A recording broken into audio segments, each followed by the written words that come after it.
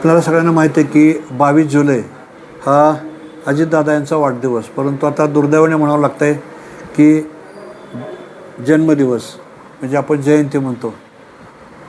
28 जानेवारीला दादांचं अपघाती निधन झाल्यानंतर फेब्रुवारीमध्येच मी साधारणपणे एक माझी इच्छा व्यक्त केली होती की नटराज नाट्यकला मंडळ ही संस्था आणि अजितदादा यांचं एक वेगळं नातं होतं आणि म्हणून दादांच्या स्मृती तशा पण सगळ्या बारामतीकरांच्या मनात कायम राहणार आहेत.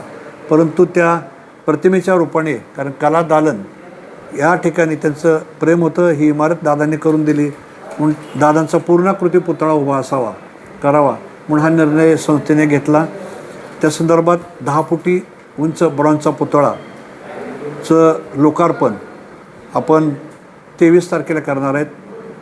22 तारखेला प्रतिमेची म्हणजे पुतळ्याची पाद्यपूजा करून 23 तारखेला सकाळी 9:30 वाजता आदरणीय सुनेत्रा वहिनी यांच्या तसेच श्री पार्थ पवार, श्री जय पवार आणि एंटायर पवार कुटुंबीय यांच्या उपस्थितीमध्ये लोकार्पण करणार आहे.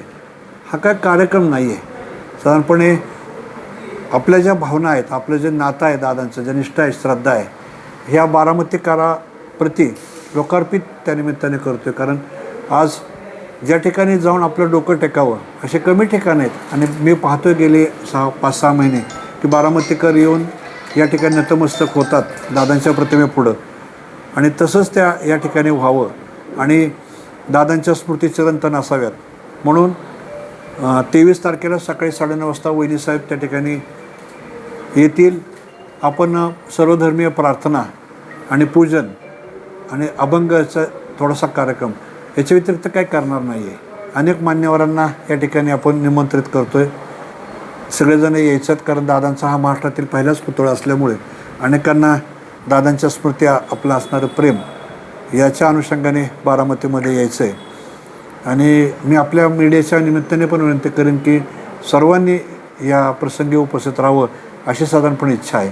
आपल्याला माहिती आहे की नटराजनी कलादालनामध्ये दादांच्या फोटोचं प्रदर्शन भरवलं होतं, तर ते कायमस्वरूपी असावं म्हणून नटराजच्या दुसऱ्या मजल्यावर त्याचं एक काम चालू आहे. तेही आपण 23 तारखेलाच लोकार्पित करीत आहोत आणि या छायाचित्र प्रदर्शनाच्या माध्यमातून आर्ट गॅलरीमधून दादांचे विविध पैलू कायमस्वरूपी सर्वच नागरिकांना पाहायला मिळतील. धन्यवाद. अशाच नवनवीन बातम्या पाहण्यासाठी बारामती वार्तापत्र चॅनलला लाईक करा, शेअर करा, सबस्क्राईब करा आणि बेल आयकॉन प्रेस करा.